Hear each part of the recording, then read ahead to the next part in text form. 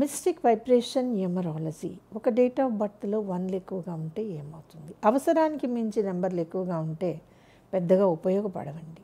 అవసరానికి మించి నెంబర్లు ఎక్కువగా ఉంటే ఉపయోగపడవు. డేట్ ఆఫ్ బర్త్లో 1 ఉన్నప్పుడు ఖచ్చితంగా దాని ముందు ప్లేస్ 0 ఉంటుంది, ఇది కౌంట్ చేసుకోవాలి. మంత్లో కనుక 1 వచ్చింది అనుకోండి, దాని ముందు ప్లేస్లో 0 ఉంటుంది, దాని తాలూకు ప్లస్ మైనస్ ఉంటాయి, అర్థం చేసుకోవాలి.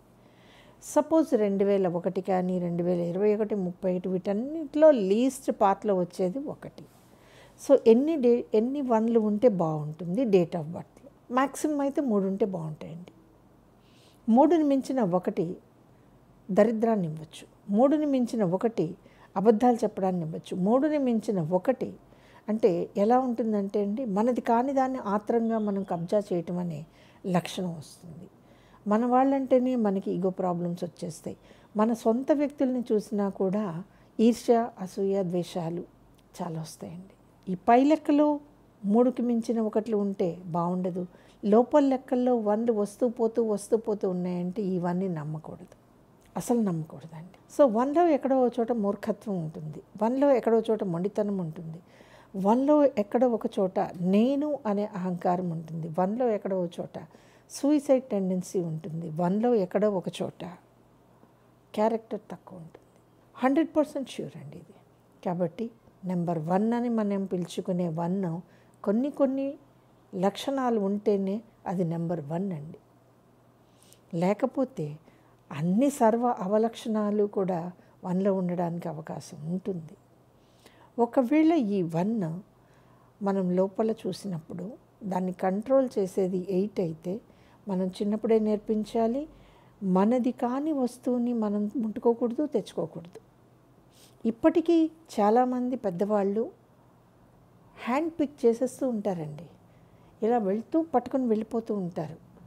అది ఎందుకు వచ్చింది అని నేను క్లాస్ పీకటం కంటే కూడా ఒక రకమైనటువంటి సైకలాజికల్ అవలక్షణం అది. దానికి 1 తోడవుతుంది. ఎప్పుడైతే 3 సార్లు కంటే ఎక్కువ 1 ఉంటుందో అది తోడవుతుంది. సో ఒక విషయాన్ని ఉన్నది ఉన్నట్టుగా చెప్పడం 1కి చేత కాదు, అస్సలు రాదండి.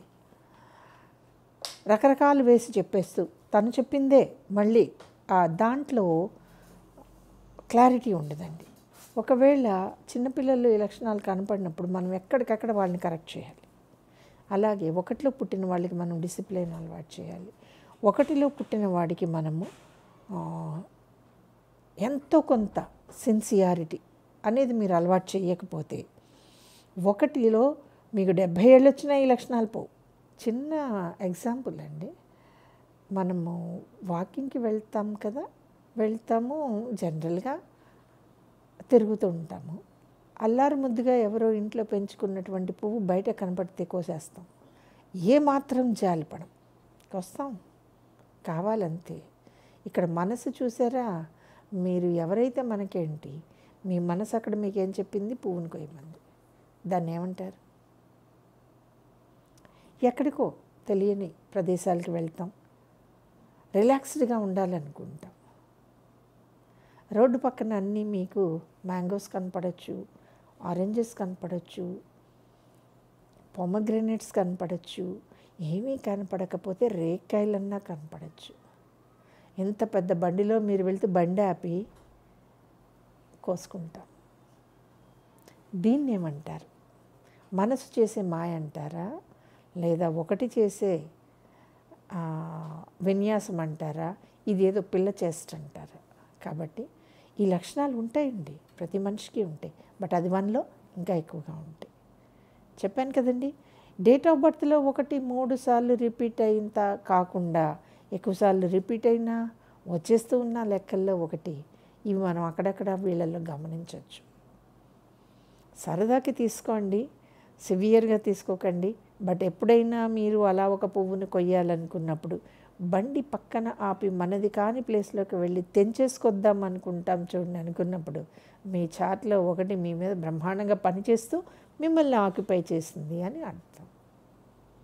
సింపుల్ అనాలిసిస్ అండి. ఈ వీడియో కనుక మీకు నచ్చినట్లయితే లైక్ చేయండి, షేర్ చేయండి, మా ఛానల్ని సబ్స్క్రైబ్ చేయండి.